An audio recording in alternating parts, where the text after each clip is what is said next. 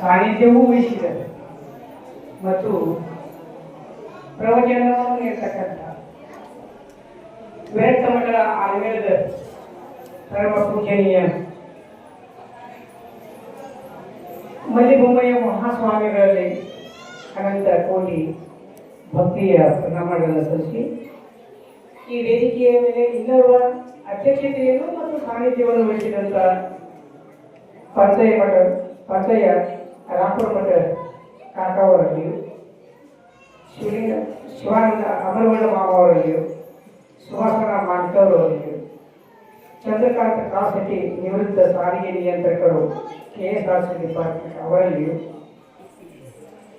ಸಹೋದರರಾಗಿರ್ತಕ್ಕಂಥ Jagadish ವಾಣಿಕರ್ police ಇಲಾಖೆ ಅವರಲ್ಲಿಯೂ ರಾಜಶೇಖರ್ ಕುಂಬಾರ್ ಅವರಲ್ಲಿಯೂ ವೇದಿಕೆಯ ಮೇಲೆ ಸೇರಿದಂತಹ ಈ ಕಾರ್ಯಕ್ರಮದಲ್ಲಿ ಗುಡ್ಡಾಪುರದ ದಾನಮ್ಮ ದೇವಿಯ ಜೀವನ ದರ್ಶಕನ ಕಾರ್ಯಕ್ರಮದ ಈ ಒಂದು ಪ್ರವಚನದಲ್ಲಿ ಸೇರಿರ್ತಕ್ಕಂಥ ಸಕಲ ಎಲ್ಲ ಸಂಪರ್ಕರಿಗೂ ಶರಣೆಂದು ನಾನು ಸ್ವಲ್ಪ ಮಾತಾಡಬೇಕು ಅಂತ ಸ್ವಲ್ಪ ಆಶೆಯಿಂದ ಬಂದಿದ್ದೆ, ಆದರೂ ಸಿಕ್ತು. ಯಾಕೆ ಅಂತಂದ್ರೆ ನಾವು ಶಂಕರಣ್ಣವರು ಕಲ್ಸೆಟ್ಸರು ಒಂದು 7-8 ಮಂದಿ ಒಂದು ಟೀಮ್ ಇದೆ. ನಾವೆಲ್ಲ ಹಿರಿಯರು ಅಂತಂದ್ರೆ ನಾವು ಸೇವಾ ಮಾಡುವಂತ ಮನೋಭಾವನೆ ಹೊತ್ತು ಕುರ್ಚಿಯನ್ನು ಬಯಸಿ ಬೇಸಿಗೆ ಕೊಡಬೇಕು ಅಂತ ನಾವು ಬಯಸ್ತವಲ್ಲ.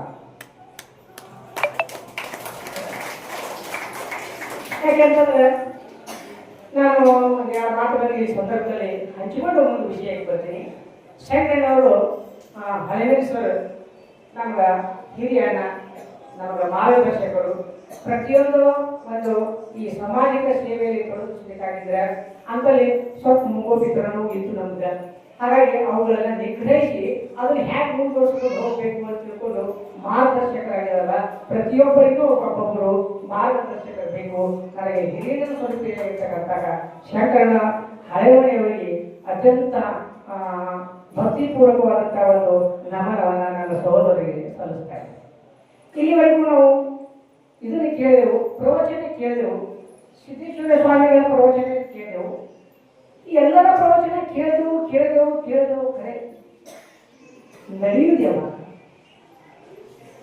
ಅದಕ್ಕೆ ನಾವು ಭಾಳ ನಡೆಯುವುದು ಬೇಕಾಗಿಲ್ಲ.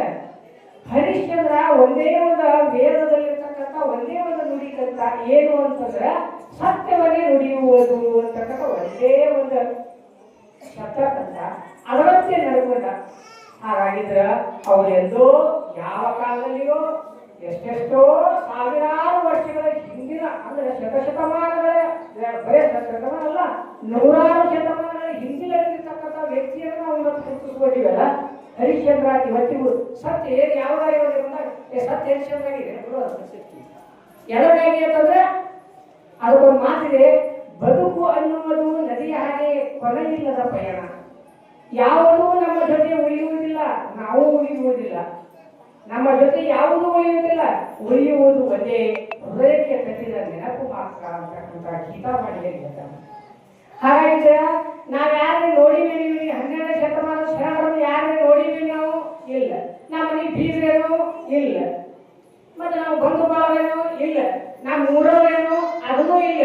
ಹಾಗಾಗಿ ಅವ್ರ ಹೆಸರುಗಳು ಯಾಕೆ ನೋಡೋವು ಅಂತಂದ್ರೆ ಅದು ಹೃದಯಕ್ಕೆ ತಟ್ಟಿದ ನೆನಪುಗಳವರು. ಆ ಹೃದಯಕ್ಕೆ ತಟ್ಟಿದ ನೆನಪುಗಳಾಗಿರುವುದರಿಂದ ಅವರು ಚಿರಸ್ಮರಣೀಯರು. ಹಾಗಾಗಿ ಮತ್ತೊಮ್ಮೆ ಎಷ್ಟು ಗಳಿಸಿದೆ ಎಂಬುದು ಮುಖ್ಯವಲ್ಲ, ಜೀವನದಲ್ಲಿ ಹೇಗೆ ಬದುಕಿದೆ ಎನ್ನುವುದು ಅತ್ಯಂತ ಮುಖ್ಯ. ಯಾಕೆ ಅಂತಂದ್ರೆ ನಾವು ತಿಳ್ಕೊಂಡಿರ್ತೀವಿ, ನಾವು ಹೇಳ್ತೀವಿ ನಾವು ಭಾಳ ಒಳ್ಳೆ ಇದ್ದೀನಿ, ನಾನು ಜೀವನದ ಬಹಳಷ್ಟು ದುಡಿಮೆ ಮಾಡಿದ್ದೀನಿ, ಹಂಗೆ ಮಾಡಿದ್ದೀನಿ, ನಾ ಹಿಂಗೆ ಮಾಡಿದ್ದೀನಿ ಅಂತ ಏನೇನೋ ನಾವು ಬುಡ ಬಿಡ್ತೀವಲ್ಲ. ಆದರೂ ಸಮಾಜ ಗುರುತಿಸ್ತಿತ್ತು.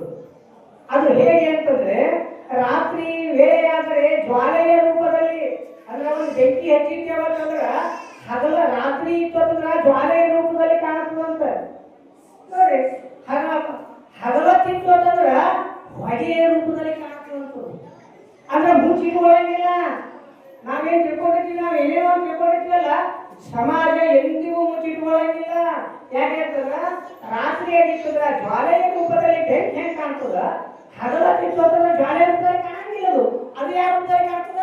ಹೊಗೆಯ ರೂಪದಲ್ಲಿ ಕಾಣ್ತದ.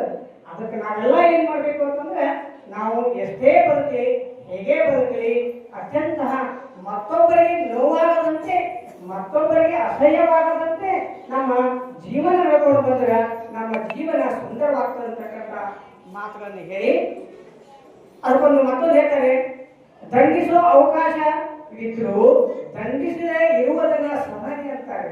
ಅದನ್ನ ಮೂರ್ಖ ಅನ್ಸ್ಬೇಕು, ಏನೂ ಮಾಡಿಲ್ಲ, ಅವನಿಗೆ ನಾ ಹೊಡೆದಿನಿ, ಅವ ಏನೂ ಮಾಡಿಲ್ಲ, ಅದು ನಾ ಹಂಗೆ ತಿಳ್ಕೊಂಡು ಏನೂ ಮಾಡಿಲ್ಲ ನಿಸ್ಸಹಾಯಕ ಅಂತ ಅಲ್ಲ.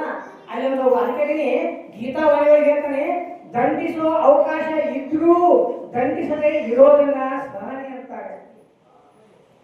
ಬಿಟ್ಟು ಹೋಗೋದಕ್ಕೆ ಹಲವಾರು ಕಾರಣಗಳು ಇದ್ರೂ ಜೊತೆಯಾಗಿ ಇರೋದನ್ನ ಪ್ರೀತಿ ಅಂತಾರೆ.